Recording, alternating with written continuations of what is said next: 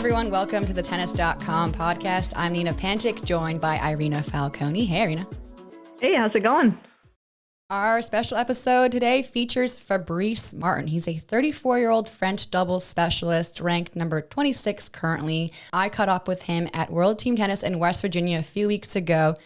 We talk about the French Open, his tennis career, and how doubles in France is kind of underappreciated. This is a guy who reached the final of the French Open last year with Jeremy Chardy and just reached the Rome final with Jeremy as well. So he's going to be kind of a favorite in Paris, his home slam.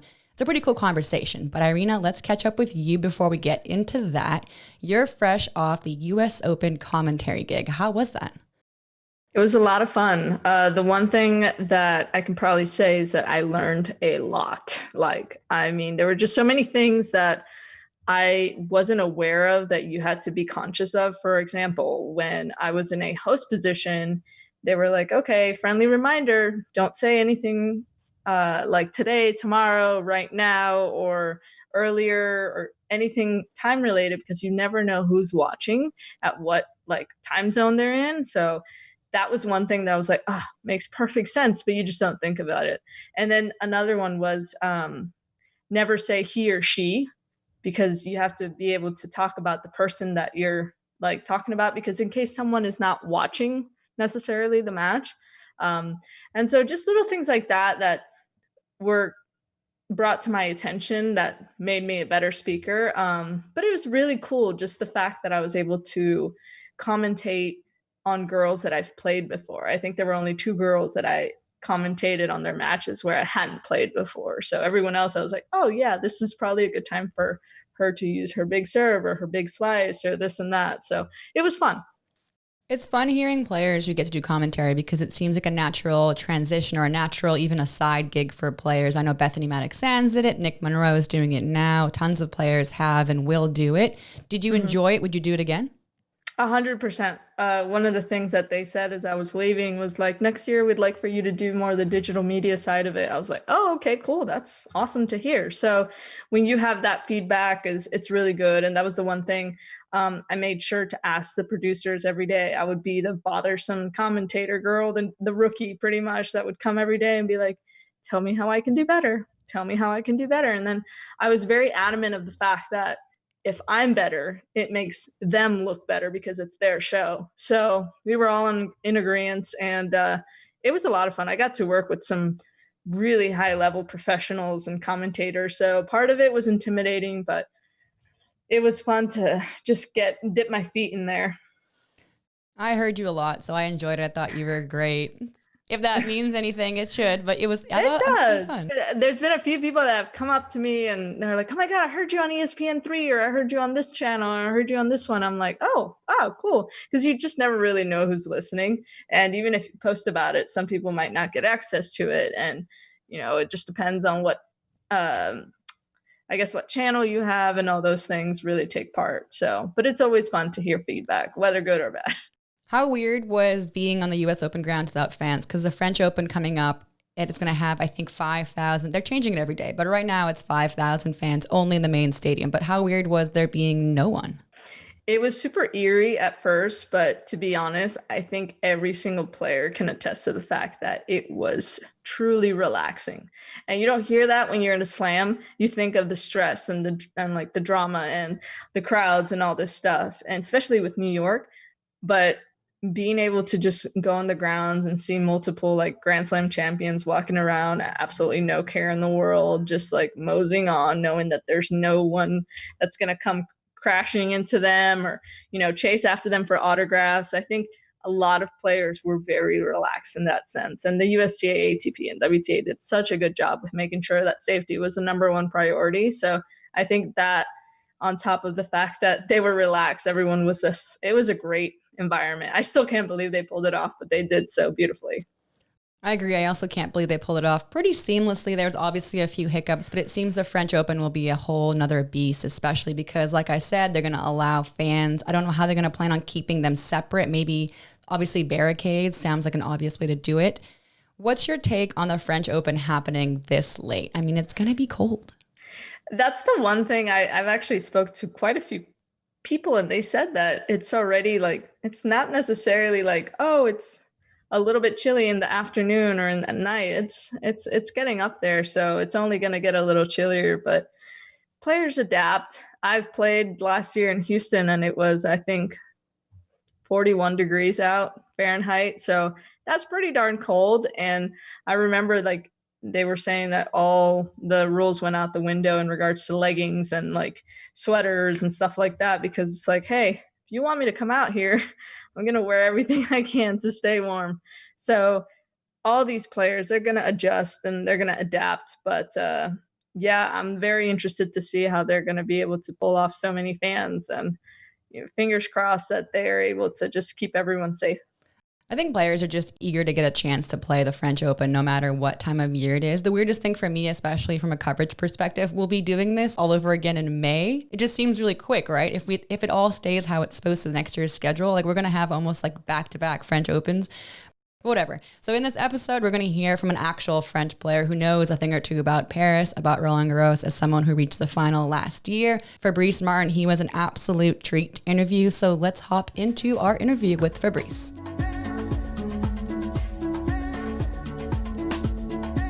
Hey everyone, you're listening to the Tennis.com podcast with special guest doubles specialist Fabrice Martin. He's talking about how he got started in the game of tennis. Keep listening. All right, Fabrice Martin, welcome to the show. It is awesome to have you. We're here in West Virginia where World Team Tennis is happening. How are you doing? I'm great, thanks. Thanks for having me. And you're a top doubles player. How did you become focused only on doubles? Is that something you started as singles and then turned into doubles, and now you're a doubles specialist? Yeah, so basically I started playing doubles only in 2016. So I played all my career singles. So five years ago I was 28. So from 16 to 28 I played only singles, and obviously doubles, but has a second priority.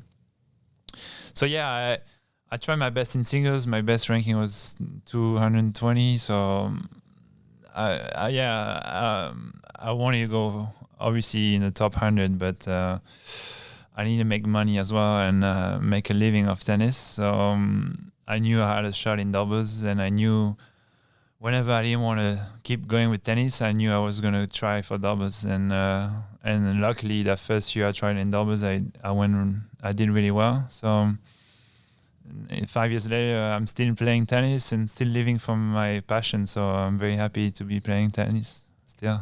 Take me through the beginning of tennis for you. For those who don't know, you're from France. When did you start playing? How did you get into it? When did you know you were so good that you wanted to go pro? Let's explain that. Little Fabrice. Little Fabrice. So I was born in the southwest of France, in Bryans. And my brother was playing tennis for fun on Wednesdays and Saturdays. And one day my mom took me to pick him up, and I just picked up the racket and started hitting against the wall. And then my mom asked if I could come and play. I was only 5 years old, and the coach, the club director said I could come on Saturdays.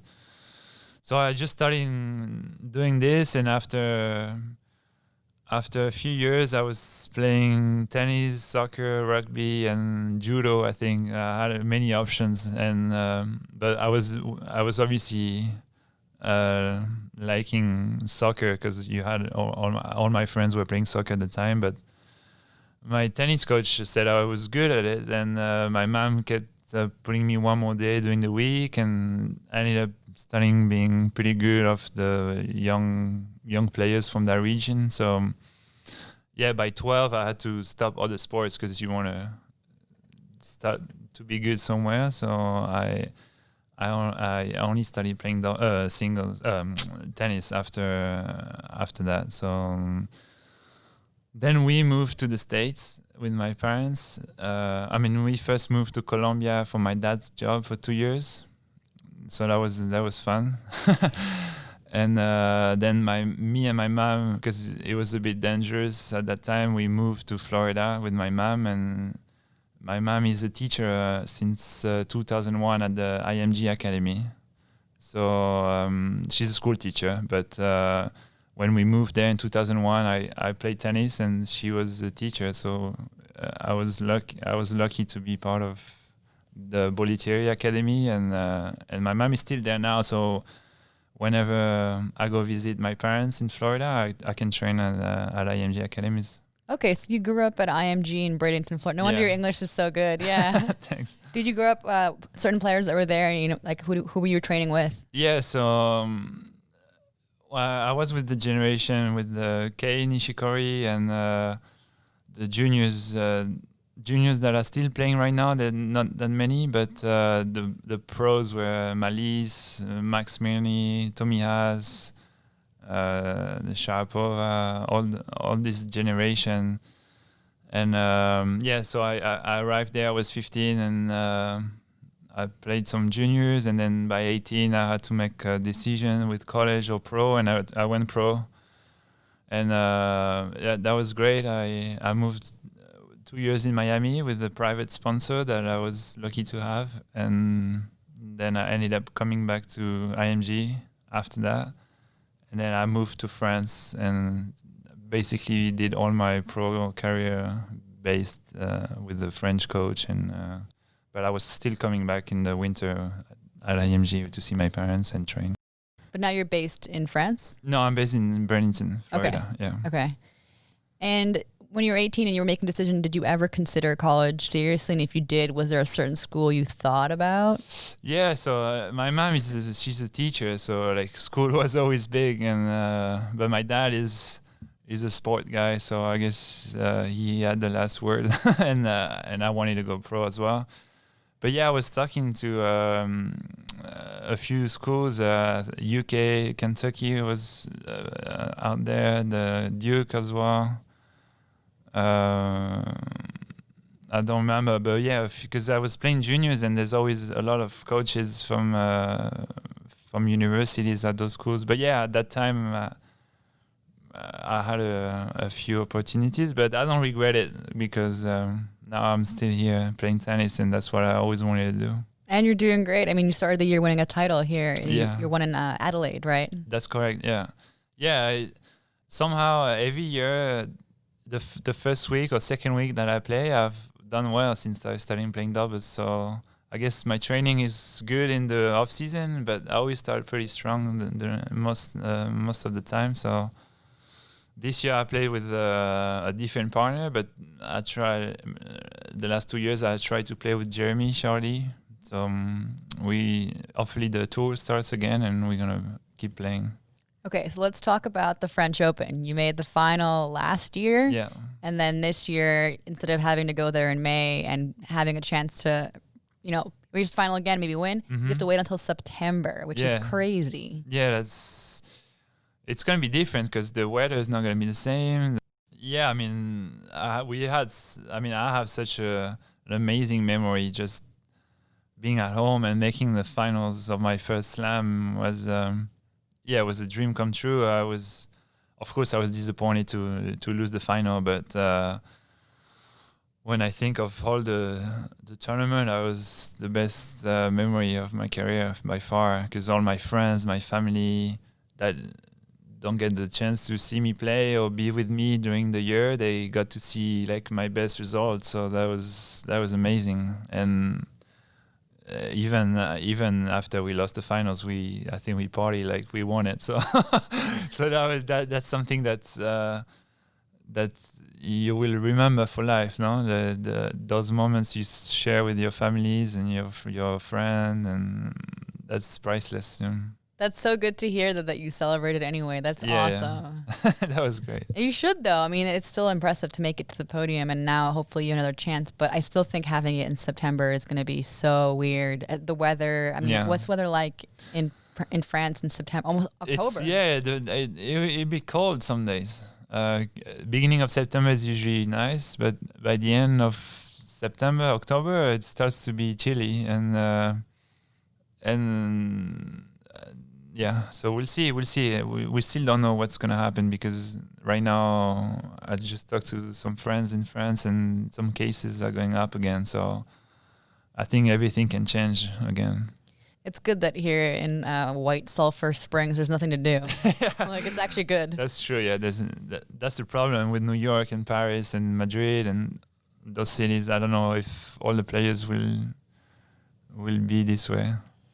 But it's also great because people that are here in World Team Tennis are focusing on tennis, right? And you've got some big names in doubles. I mean, huge names in doubles. The Bryans are here. Yeah. What is it like knowing that you have such competition? It's not, these are high-ranked players. So many Grand Slam champions are here. Yeah, that's singles and doubles. Yeah, like you said, the Bryans. For me, the Bryans have been the example for any doubles players. They are the team or the player you want to become with all the titles they have. It's tough to match them, but they're still out there. They love you when you see them after all the matches, all the tournaments they've played. Like they still have fun and they still enjoy playing. So they're great guys, and I think even singles guys can look up to them and wish they can have that spirit when you're 40 something years old. Yeah, with many kids running around. Yeah,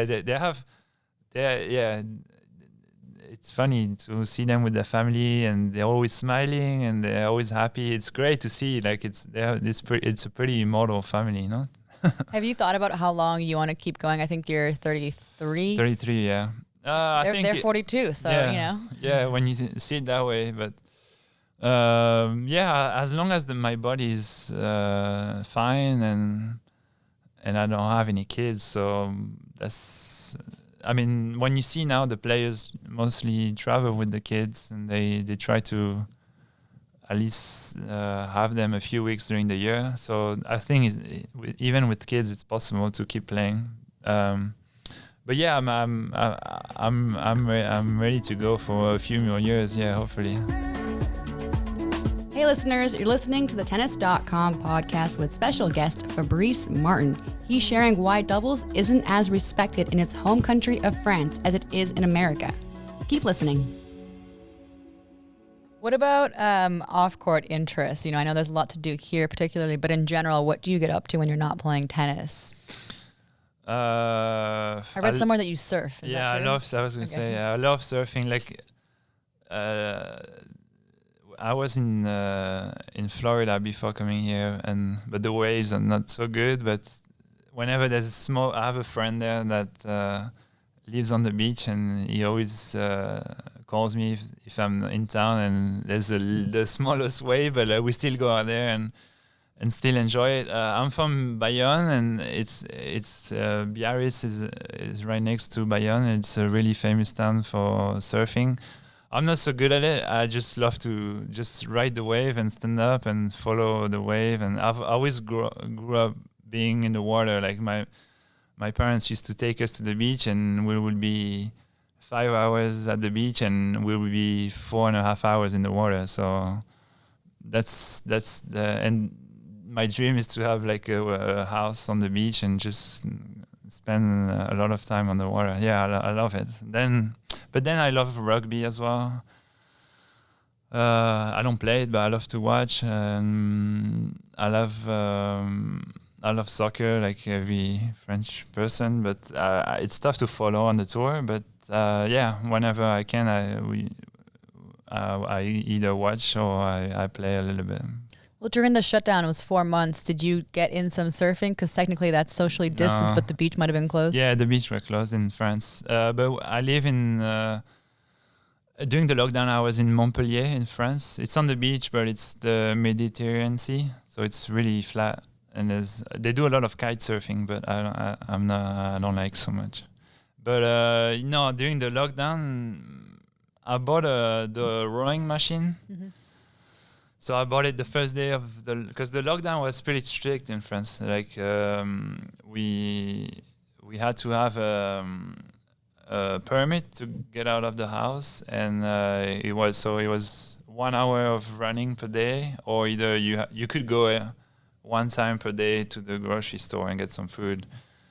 But that was it. So I will use that hour to get out of the house and maybe go for a jog, and the rest of the time everyone was stuck at home, and the police was kind of riding bikes or with the cars checking if you had a permit. So that was 2 months and a half like that. Every tennis courts were closed, every gym, every restaurant. So yeah, it was bad because my parents were in Bradenton during the lockdown, and they were still able to go, and my friends from Florida, they could still find courts to hit, and so. But it was good. I did some good training on the rowing machine, and it got me.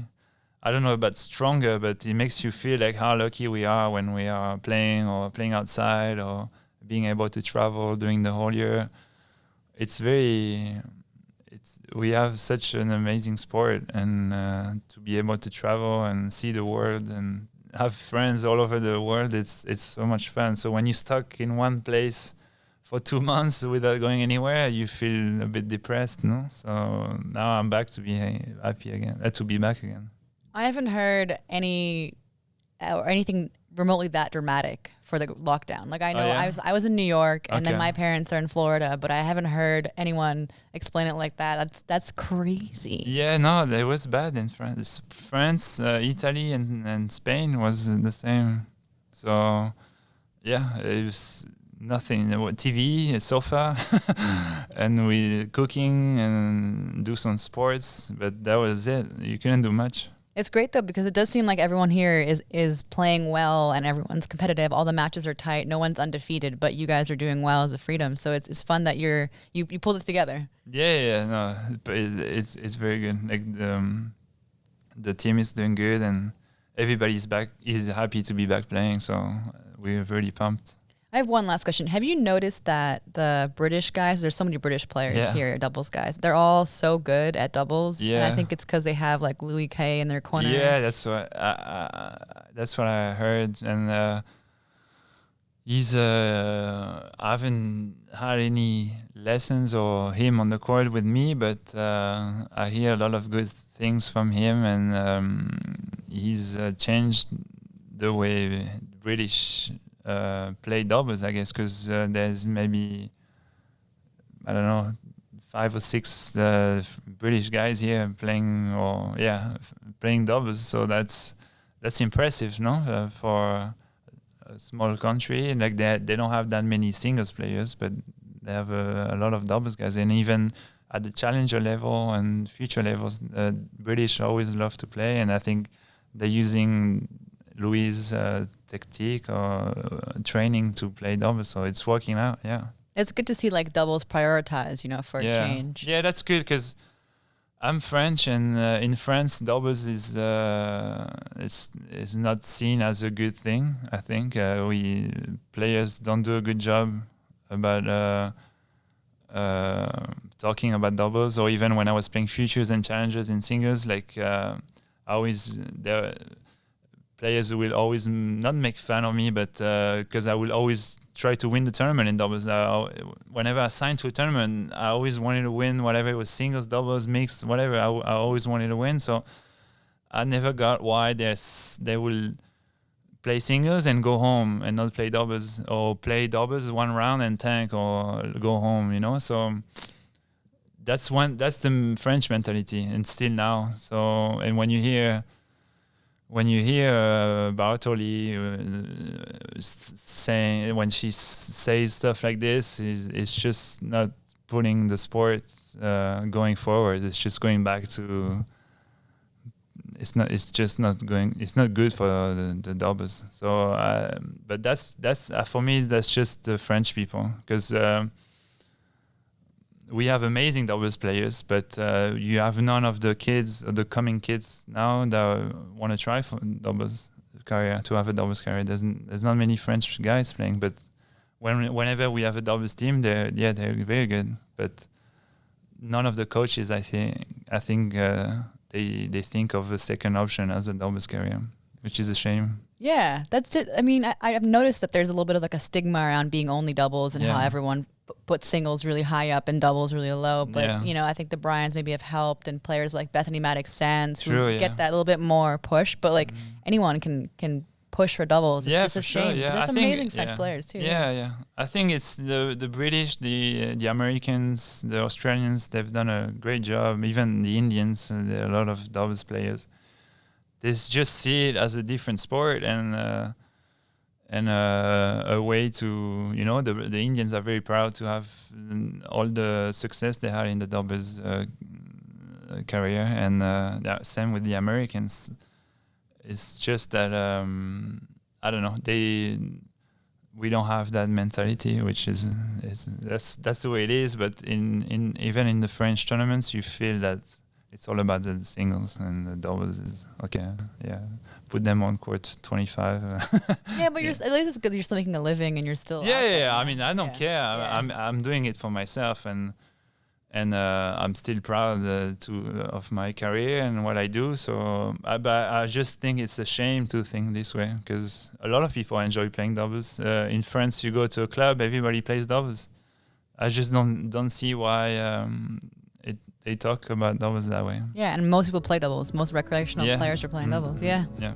All right. Well, Fabrice, thank you for your time. Yeah. It's been really, really fun getting to know you a little bit better, and hopefully, we see more of you out there soon. I guess I'll see you around. Yeah. Yeah, definitely. All right, thanks. From the Tennis Channel Podcast Network, this has been the Tennis.com podcast. Be sure to subscribe to stay caught up. We're available on Apple Podcasts, Spotify, and every major listening app, as well as tennis.com/podcasts. You can also see the videos of our episodes on Tennis Channel's YouTube page and tennis.com's Facebook page.